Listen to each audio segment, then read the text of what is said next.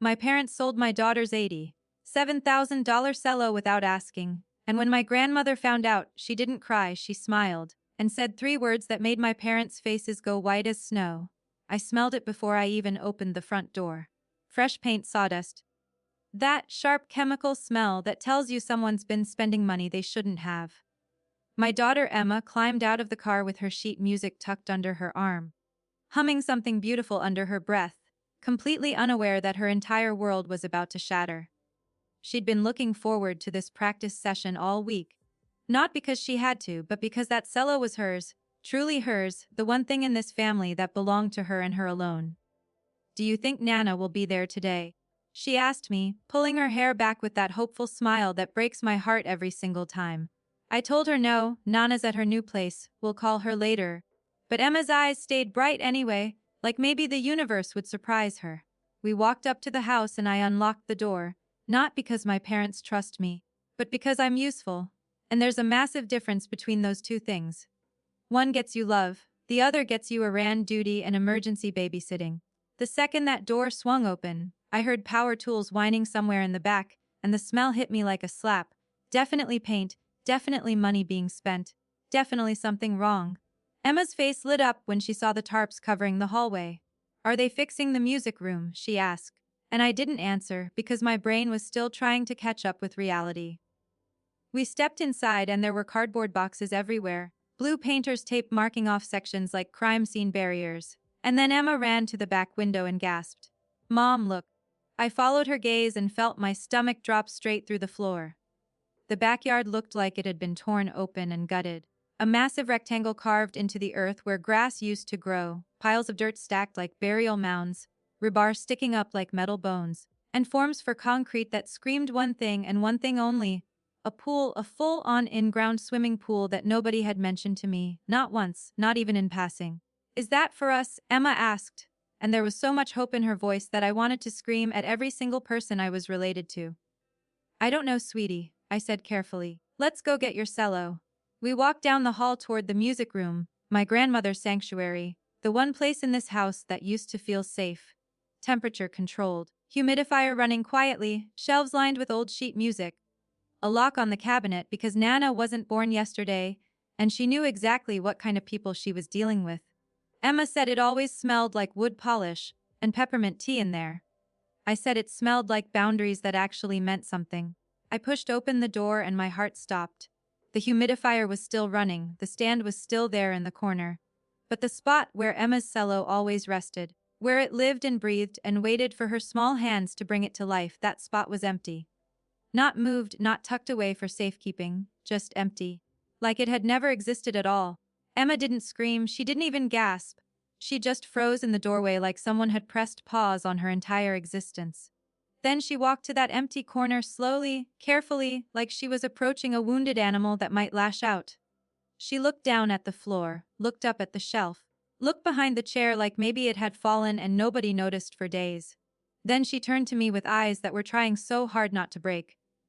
"Did Nana change her mind?" she whispered, and her voice was so small and careful it made my chest physically hurt. "No, baby," I said, my throat closing up. "Then where is it?" she asked. And she didn't sound angry. That would have been easier to handle. She sounded scared, like asking the question itself might get her in trouble. Her fingers drifted toward the stand like muscle memory, expecting to feel wood and weight and something real. And when there was nothing there, she jerked her hand back like she'd been burned. Her eyes went glassy, but she didn't let anything fall, didn't let herself cry. Just nodded too hard like she was forcing the world to make sense when it clearly didn't. I didn't answer her because I didn't know the answer yet, not officially. But I could feel where this was heading, and I hated that my daughter was standing in the middle of it, watching trust crumble in real time. I left Emma in that empty room because I needed her not to see my face when I found out the truth. I marched toward the kitchen where my mother was holding court like always. Mug in one hand, phone in the other, hair pulled back in that way that says I've been busy holding this family together with my bare hands. My father sat at the table scrolling through his tablet, calm as someone who believes the world will always bend to accommodate him. My sister Rachel was perched on a stool sipping something green and expensive, not even looking up when I walked in because she barely ever does. "Where is Emma's cello?" I asked.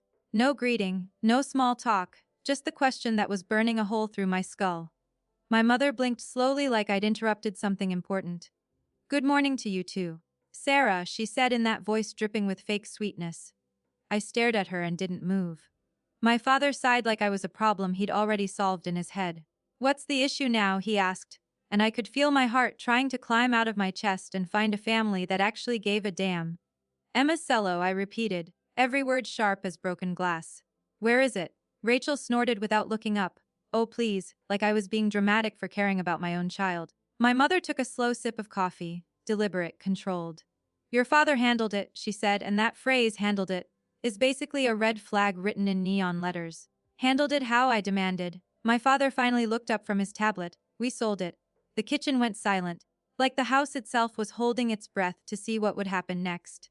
You sold it, I repeated, because surely I'd heard wrong. Surely my own parents hadn't just admitted to stealing from their granddaughter.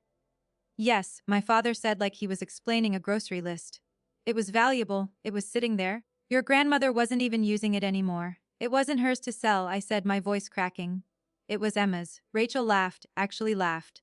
She's 11, Sarah. My mother set her mug down with a soft clink that somehow sounded threatening.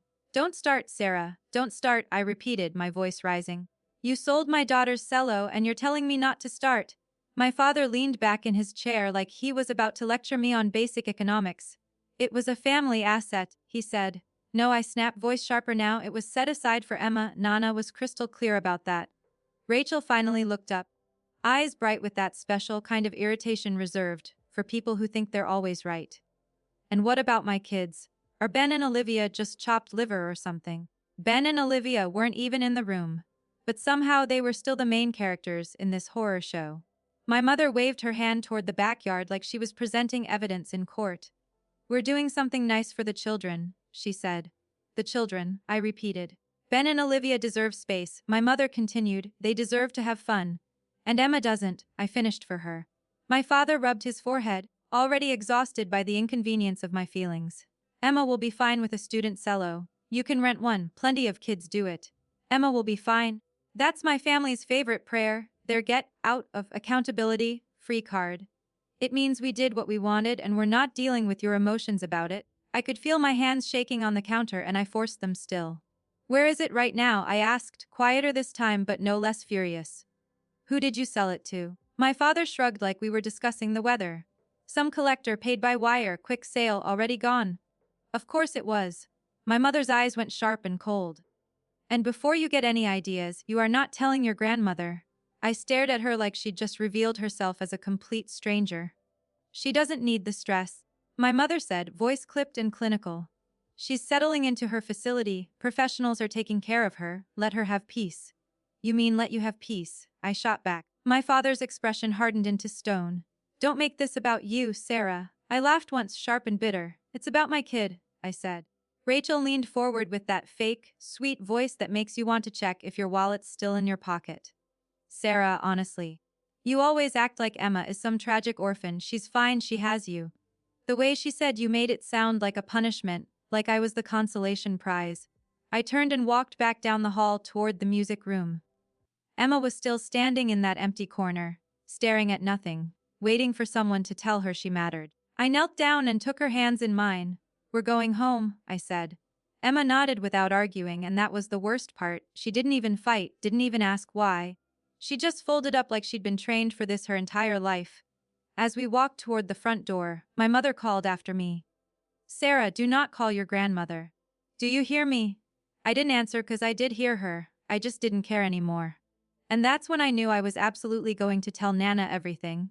That night Emma practiced on a beat-up student cello her teacher kept for emergencies. It sounded like cardboard stretched over a shoebox, thin and hollow and completely wrong. Emma didn't complain, didn't cry, just adjusted her posture like she always does, focused harder, and tried again. Every time the sound came out weak and broken. She blinked hard like she was trying to hold something inside that desperately wanted to escape. I stood in the doorway pretending to watch casually, like this was normal. Like my kid hadn't just been robbed by her own family. Emma finally stopped playing and set the bow down carefully. I can still practice, she said, so careful, so measured. It's just harder. I know, I said, because what else could I say? She nodded and stared at her hands like they'd betrayed her. Maybe Nana didn't mean for it to be mine yet, she whispered. Something inside me went completely still and cold. Emma had spent weeks in that music room with my grandmother, learning in a way I couldn't teach her. Not because I didn't love her enough, but because love doesn't automatically come with talent. Nana had it, Emma had it too.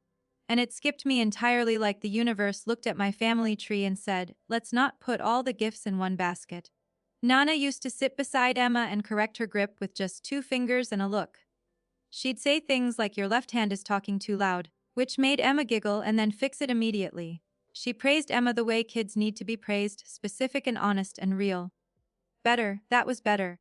Not the empty kind of praise, not the good job honey while scrolling through Instagram. Emma felt seen with Nana in a house where she usually had to shrink herself down to nothing.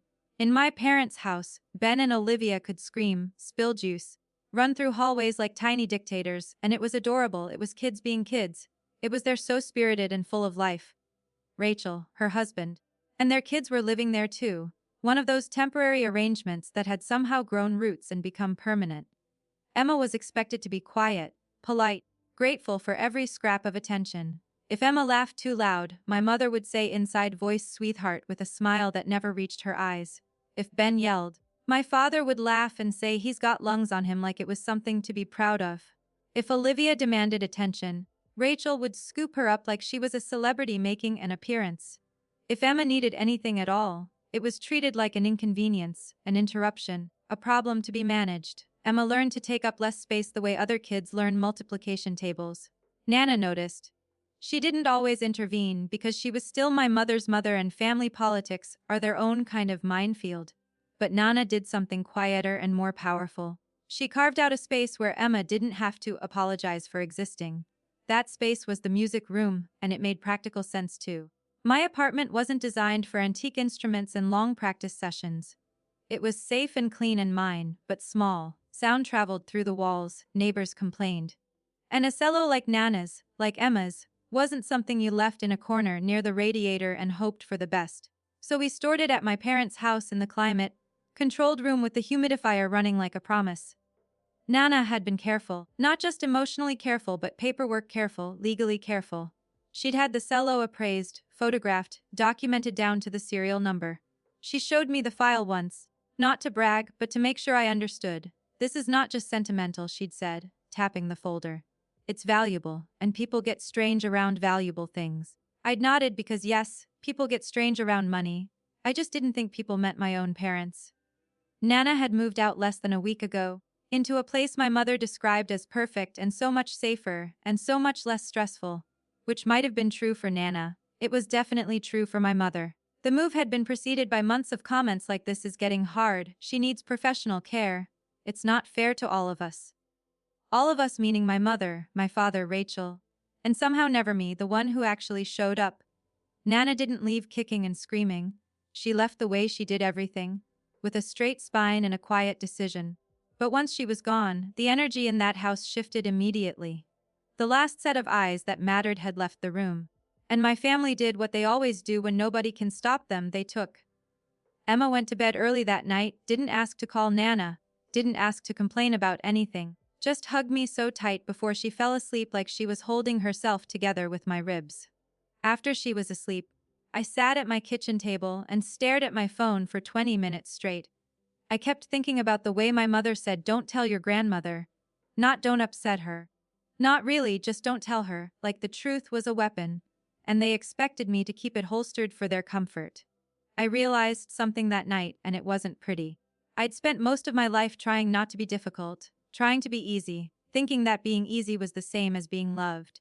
It isn't, it's just easier for everyone else. And I wasn't going to teach Emma that lesson. Not anymore, not ever again. So the next morning I drove straight to Nana's new place.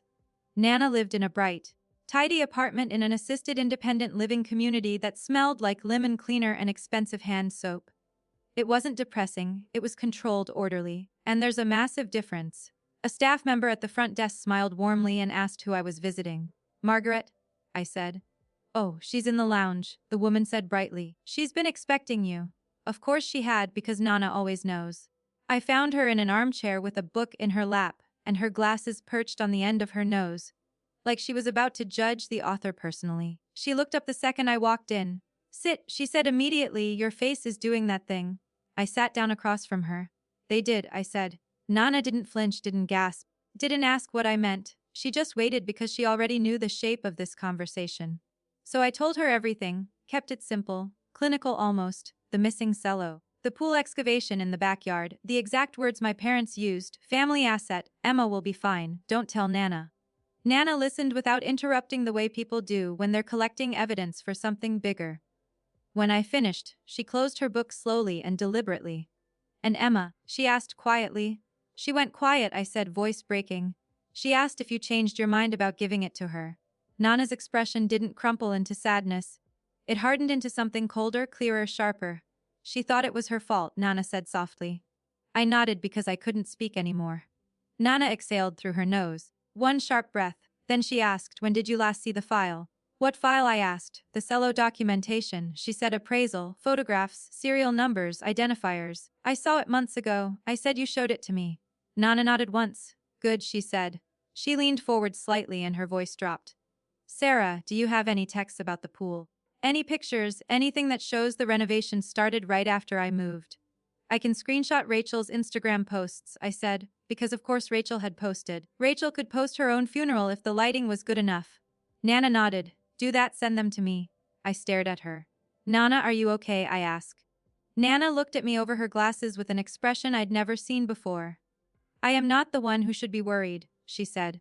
Then she reached for her phone. I'm going to make a call, she said. I didn't ask who she was calling because Nana had always kept her cards close to her chest. My family treated that as sweet and old-fashioned. It wasn't, it was strategic and dangerous. She made the call, spoke quietly in a tone I couldn't quite hear, then hung up. I will handle it, she said. I blinked. How? I asked. Nana gave me a small smile, not warm, not comforting, just certain. Not with yelling, she said. She reached across the table and squeezed my hand, her fingers warm and firm. Emma is going to get her cello back, she said. My throat tightened. How do you know? I whispered. Nana's eyes sharpened like a blade. Because it was never theirs to sell, I froze, my brain trying to catch up. Nana watched my face like she was deciding how much to reveal. Not today, she said gently, like she could read my thoughts. I will explain when it matters, when it counts. She stood up smoothly. Go home, be with your child, let her practice, let her feel normal where she can. What about Mom and Dad? I asked. Nana's smile didn't reach her eyes this time. Let them enjoy their pool, she said. I drove home feeling like I just walked into a room where the air pressure had suddenly changed and I couldn't quite breathe right. And then nothing happened. Not publicly. Not immediately, not in any way I could see. Weeks passed, 6 of them to be exact. Emma practiced on the student cello, and then on a rental we scraped together after her teacher found one at a discount. It wasn't awful, but it wasn't hers. The sound didn't bloom the same way, didn't resonate with that deep richness that made people stop and listen. Emma adjusted anyway because Emma was the kind of kid who adapted even when she absolutely shouldn't have to. The worst part was that she never complained, not once. She just got quieter and smaller and more careful. Meanwhile, my parents posted construction progress photos like they'd personally invented concrete and chlorine. Rachel posted pictures of Olivia holding a tiny inflatable flamingo, Ben wearing goggles that were too big for his face, captions like making memories and worth every penny. No apology, no mention of the cello, no acknowledgement that they'd stolen from a child. Just smiling faces and a giant hole in the ground that represented everything wrong with my family. That night the invitation didn't come to me personally. It landed in the family group chat like a flyer taped to a telephone pole. Barbecue Saturday 2 p.m. Pool reveal. Bring a side dish if you're coming. No hope you can make it. No miss you, just logistics because in my family feelings are optional but potato salad is mandatory. I stared at my phone screen. Emma glanced over my shoulder. Are we going? She asked. I opened my mouth and realized I didn't have an answer yet. The next morning Nana called me. We're going, she said. No question in her voice, just fact. I swallowed hard. Nana, what are you doing? I asked. Nana's voice was calm and cold as ice. I'm doing what I should have done earlier, she said. I started to ask more questions but she cut me off. Sarah, she said firmly, I don't want Emma watching you swallow this. My chest tightened. Okay, I whispered. There was a pause. And Nana said, it's in motion. In motion, I repeated like an idiot. The cello, she said. My heart kicked hard against my ribs. What do you mean? I asked. She smiled.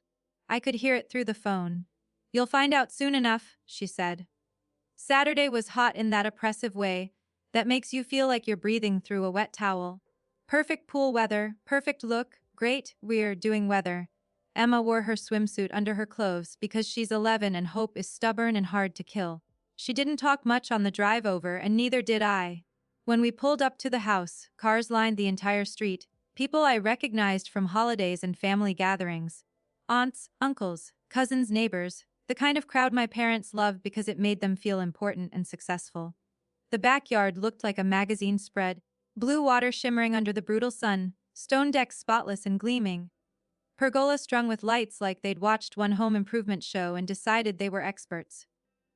Ben was already in the pool splashing like a tiny predator. Olivia sat on a float wearing sunglasses because of course she did.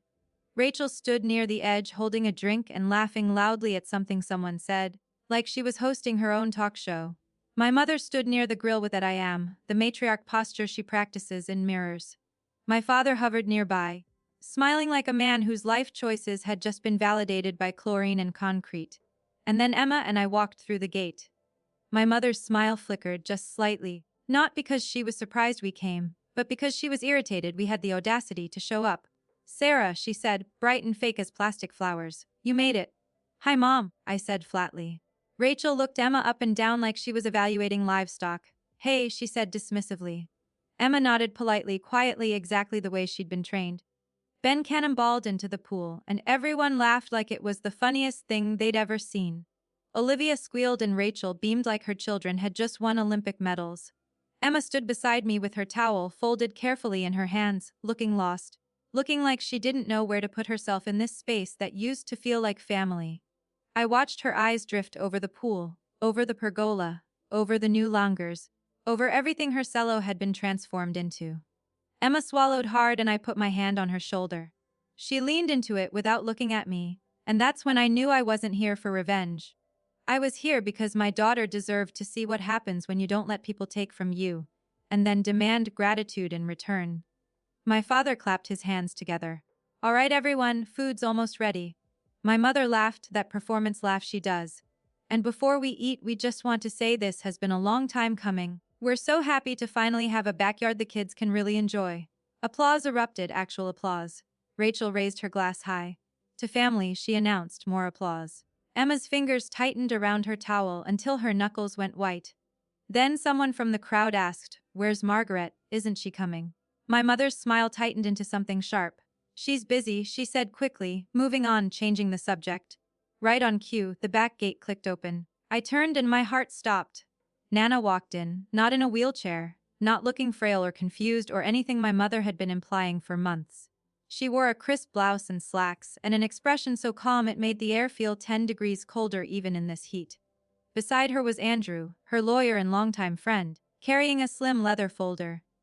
The backyard went quiet in that way crowds do when they sense a shift in the atmosphere but don't know what kind yet. My mother's face went pale as paper. My father's smile froze like someone had hit pause on his face. Rachel's mouth dropped open slightly then snapped shut. Nana stepped forward, her eyes sweeping over the pool like she was assessing a poorly done paint job. "Well," she said pleasantly, "you've been busy." My mother forced a laugh that sounded like glass breaking. "Mom, this is a party." "I know," Nana said evenly, "that's why I came." She looked at me, then at Emma, and Emma straightened slightly like her spine recognized safety when it appeared. Nana's gaze softened for just a split second, then she looked back at my parents and her expression went cold again. "I heard you sold the cello," Nana said, conversational, almost light. My mother's lips pressed into a thin line. "We didn't want to upset you." Nana held up one hand. "You didn't want consequences," she said. The word hit like a stone dropped into still water, and the ripples spread through the entire crowd.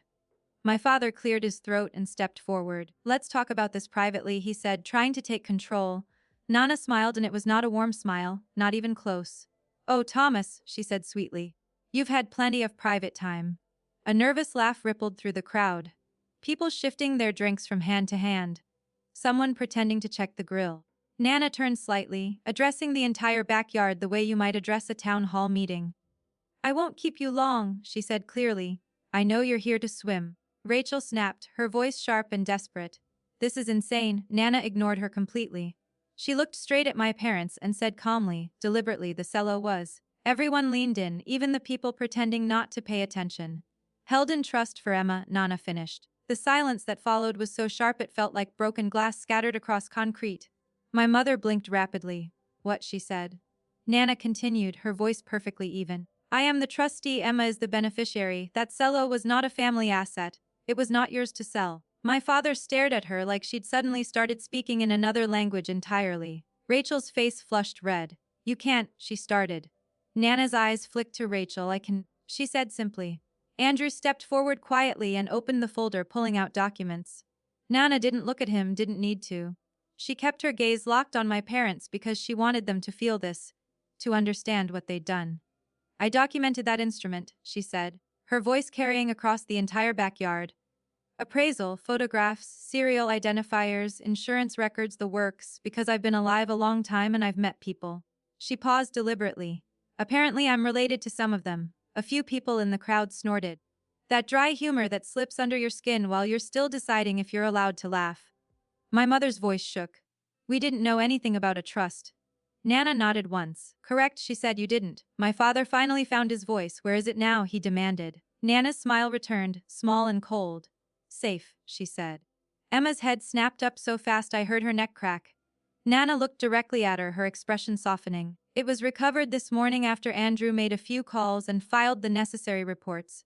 Emma's breath caught audibly, not a sob, not a scream. Just a small sound like relief trying desperately to escape.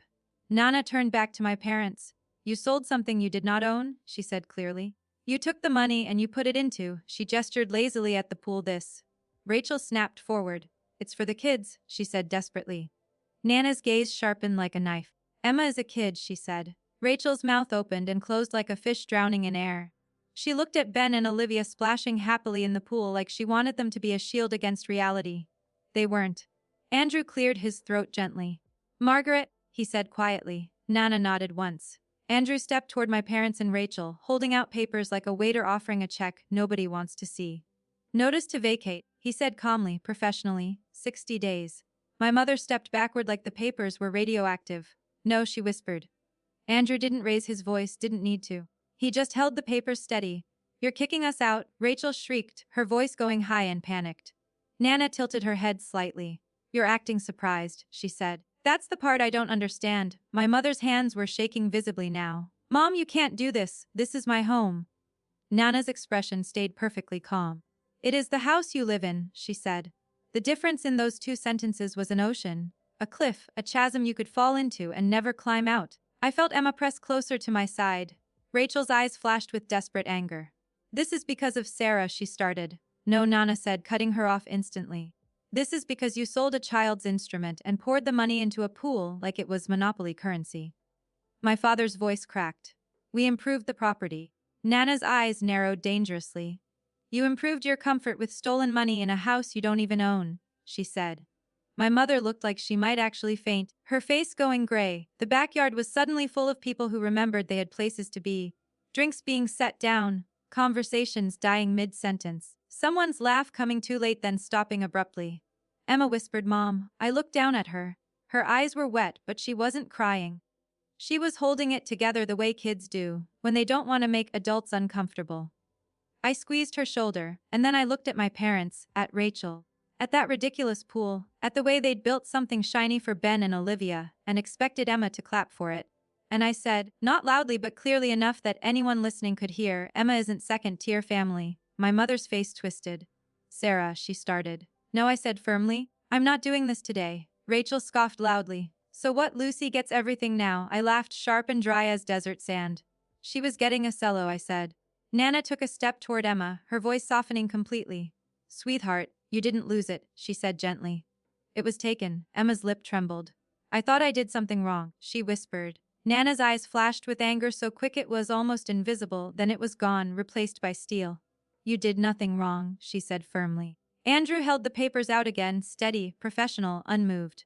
My father didn't take them. My mother didn't take them. Rachel finally snatched hers like she could tear reality itself in half if she ripped hard enough. Nana looked at my parents one last time. 60 days, she repeated. You will leave. My father's voice came out thin and desperate. You can't be serious. Nana's smile was small and absolutely freezing. "Try me," she said. And that was it, not yelling. Not a dramatic meltdown, just a line drawn in permanent ink that couldn't be erased or negotiated away. As the backyard started to break apart, people quietly gathering their things, children being called out of the pool mid-splash, relatives suddenly avoiding all eye contact, my mother stood frozen in place. Rachel's face was bright red. She hissed something vicious at my father who didn't respond.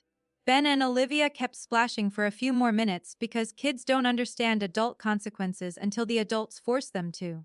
Emma watched them, then looked up at Nana. "Do I really get it back?" she whispered. Nana nodded firmly. "Yes." Emma let out a breath I didn't realize she'd been holding for 6 entire weeks. And I realized something too in that moment. My parents' faces had gone pale. Because Nana had finally done the one thing my family couldn't survive. She stopped letting them pretend. Emma got her cello back the very next day. It arrived in a hard case that looked like it had traveled through several hands and regretted every single one of them.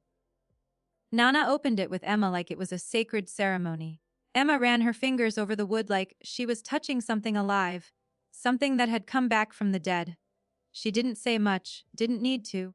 She just hugged Nana so tightly I saw Nana close her eyes for a second, like she was letting herself feel it now that the danger had finally passed.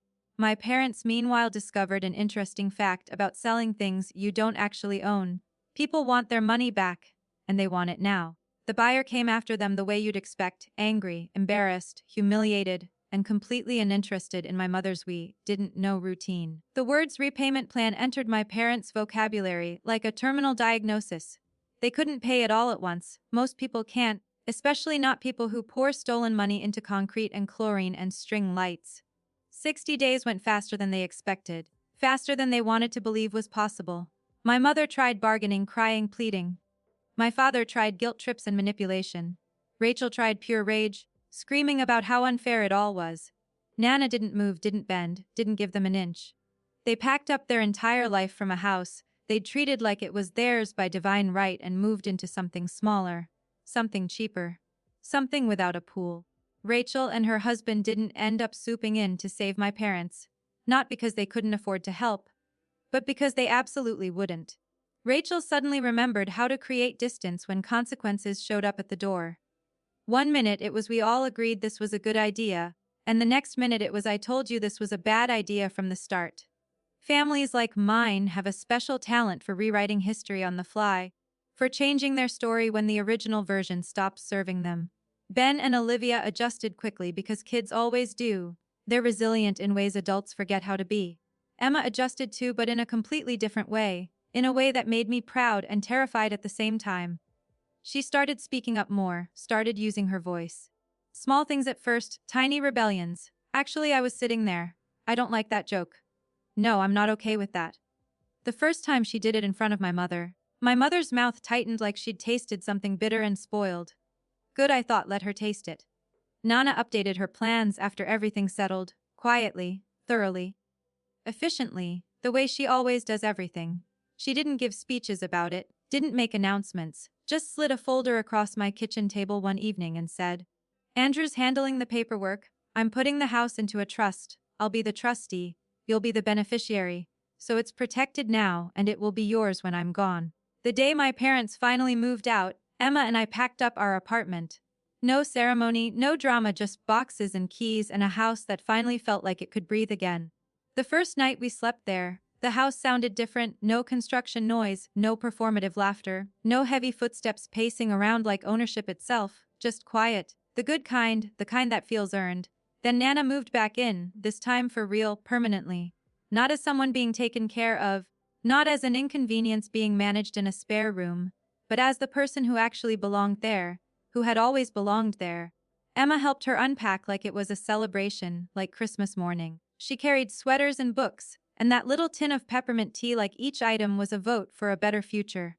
And then, like it was the most natural thing in the entire world, Nana sat in the living room while Emma practiced. No shrine of tense silence, no tight fake smiles, no inside voice sweetheart. Just music filling a house that finally knew exactly who it was for. When spring came around, Emma auditioned for the regional youth orchestra and got in on her first try. But this time she had her instrument, her real instrument, and something else too, something more important. She had proof, living, breathing proof, that when someone tried to take her future and build a swimming pool with the remains, the adults who mattered didn't tell her to swallow it and smile. They showed up, they told the truth, and they made absolutely certain she never had to apologize for wanting a place at the table, for taking up space, for mattering. Emma's first performance with the youth orchestra was on a Saturday in May. The auditorium was packed with families, with proud parents holding cameras, with siblings fidgeting in their seats. I sat in the third row with Nana beside me, her hand warm in mine.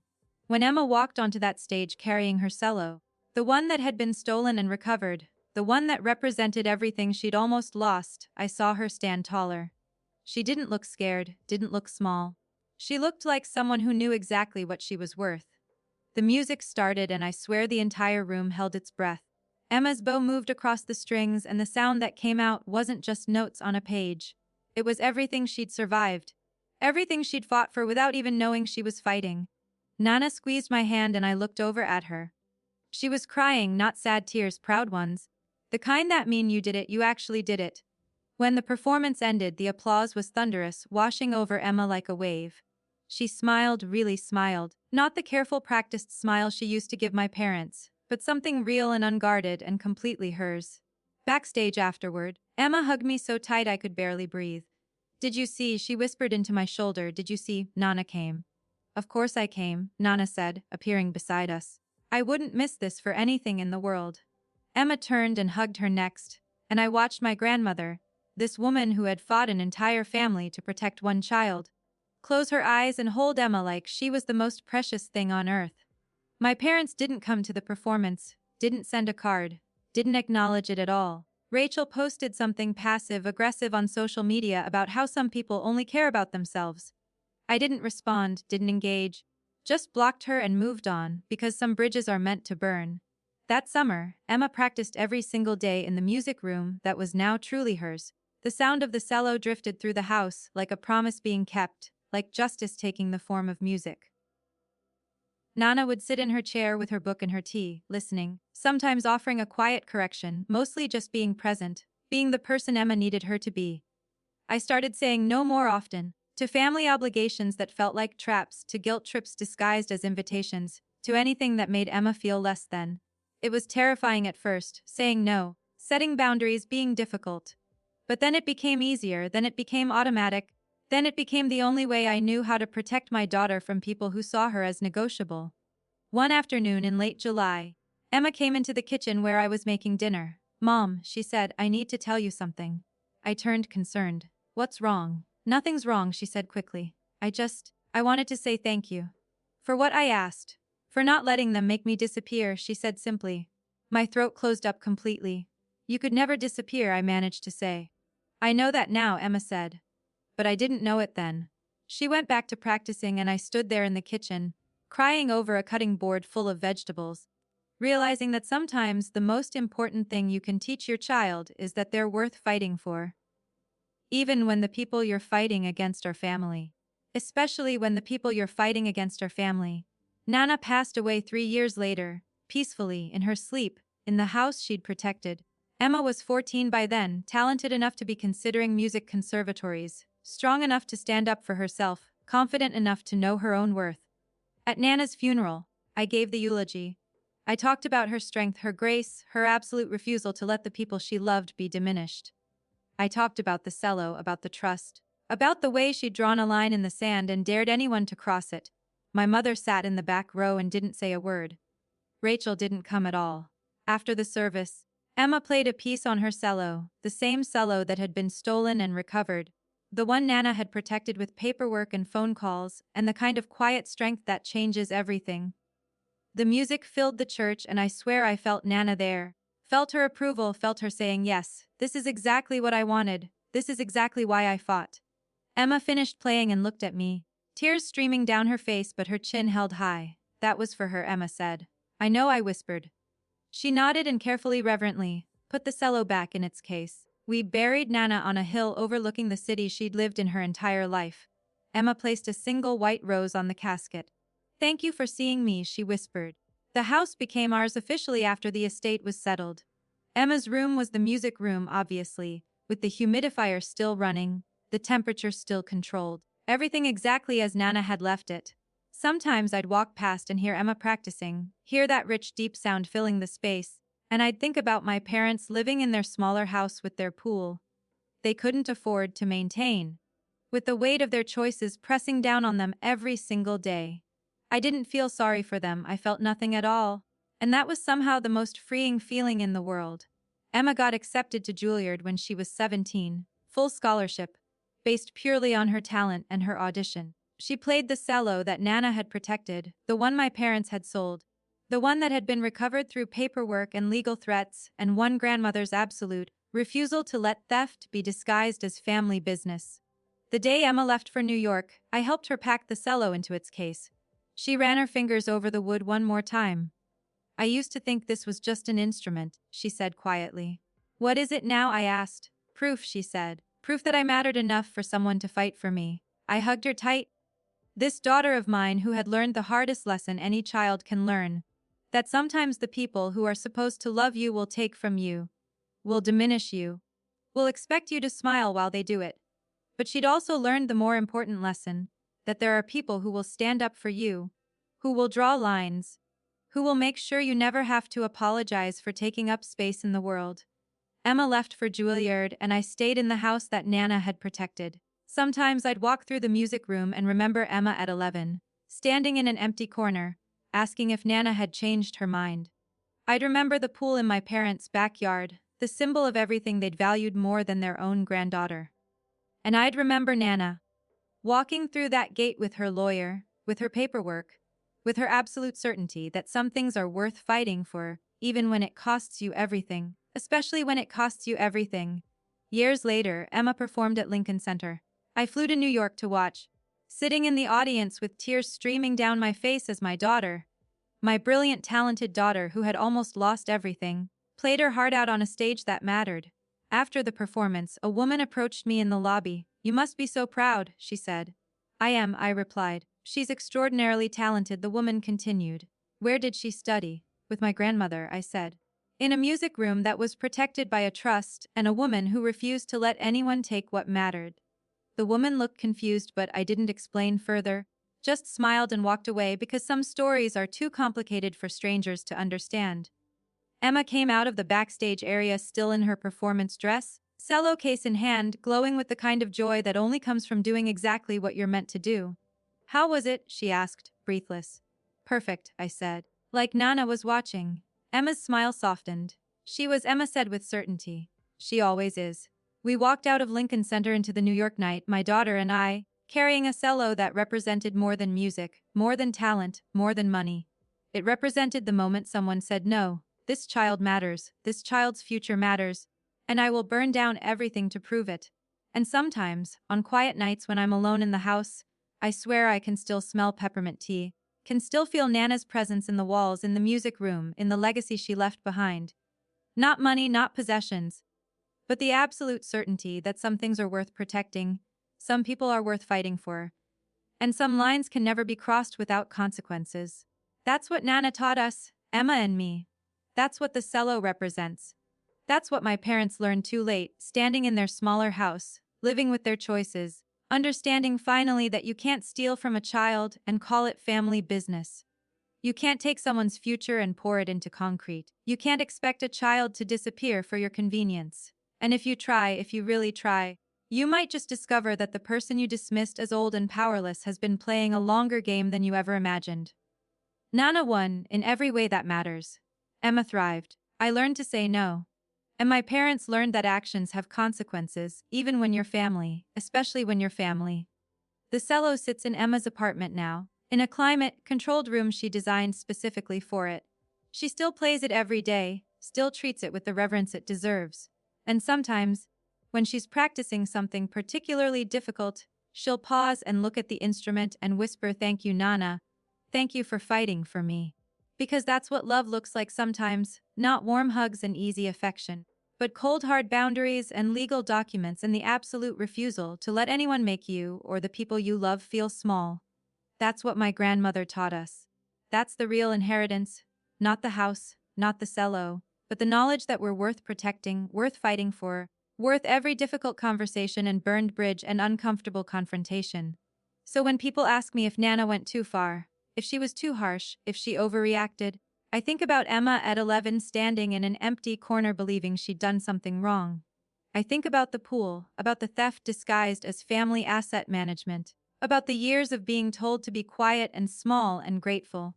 And then I think about Emma now, confident and talented and absolutely certain of her own worth. And I know, with every fiber of my being, that Nana didn't go too far at all. She went exactly as far as she needed to go. And that made all the difference. And maybe that's the real lesson here, the one my parents never learned and Emma will never forget. Love isn't about keeping the peace at any cost. Love is about drawing lines in permanent ink and saying, not my child, not today, not ever. Because at the end of the day, when the pool water gets cloudy and the concrete cracks and the money runs out, what remains is the choice you made. Did you protect what mattered? Or did you protect what was easy? Nana chose what mattered. And 3 generations later, every time Emma draws her bow across those strings, every time that sound fills a room and makes people stop breathing for just a moment, we hear the echo of that choice. We hear proof that sometimes the most loving thing you can do is refuse to let someone steal from your child and call it family. So no, Nana didn't go too far. She went exactly far enough to make sure that when Emma looks in the mirror, she sees someone worth fighting for. And honestly, isn't that what we all deserve to see?